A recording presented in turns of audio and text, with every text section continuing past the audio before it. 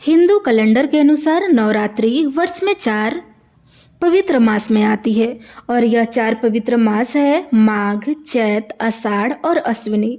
चैत मास की नवरात्रि को बड़ी या वसंत नवरात्रि, अश्विनी मास की नवरात्रि को शारदीय नवरात्रि कहते हैं। दोनों के बीच 6 माह की दूरी होती है। बाकी बची 2 आषाढ़ और माघ मास की नवरात्रि तो इन्हें गुप्त नवरात्रि कहते हैं। गुप्त यानी छिपा हुआ। इस नवरात्रि में गुप्त विद्याओं की सिद्धि हेतु साधना की जाती है, उपवास रखे जाते हैं किसी विशेष मनोकामना की पूर्ति के लिए। यदि गुप्त नवरात्रि के व्रत रखे जाए तो 10 दिन 10 महाविद्याओं की पूजा साधना की जाए तो मनोकामना शीघ्र ही पूर्ण हो जाती है। तो आइए जानते हैं साल 2026 में माघ मास की गुप्त नवरात्रि इस बार कब से शुरू हो रही है, कब समाप्त होगी, किस दिन किस महाविद्या की पूजा की जाएगी। गुप्त नवरात्रि में 10 महाविद्याओं की पूजा के अलावा माँ भगवती के 9 रूपों की भी पूजा की जाती है। इसलिए जो भी भक्त गुप्त नवरात्रि के व्रत रखना चाहते हो उन्हें पहले दिन से व्रत प्रारंभ करके 10वें दिन ही व्रत का पारण यानी व्रत का समापन करना चाहिए। साल 2026 में माघ गुप्त नवरात्रि इस बार 19 जनवरी दिन सोमवार से प्रारंभ होगी और गुप्त नवरात्रि व्रतों का समापन होगा 28 जनवरी दिन बुधवार को। माघ मास के शुक्ल पक्ष की प्रतिपदा तिथि से ही गुप्त नवरात्रि प्रारंभ हो जाती है और इस बार प्रतिपदा तिथि 19 जनवरी सोमवार को 1:22 से प्रारंभ होकर 20 जनवरी मंगलवार सुबह 2:14 पर समाप्त होगी।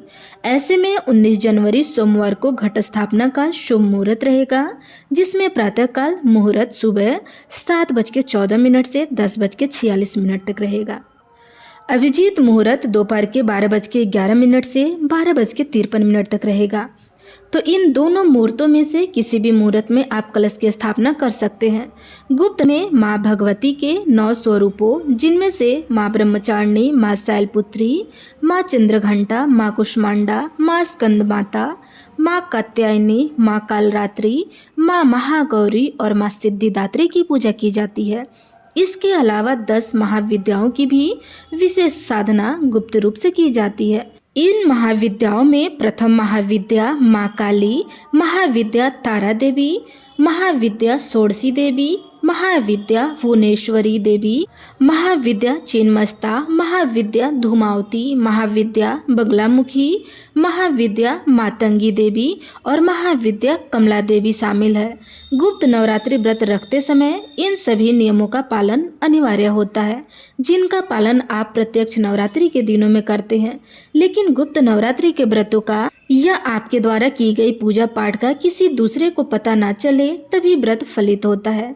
इसलिए उनको गुप्त नवरात्रि कहा जाता है, क्योंकि इसमें गुप्त साधना या मंत्र जाप जितना गुप्त रहकर किया जाए उतने ही जल्दी सिद्धि प्राप्त हो जाती है।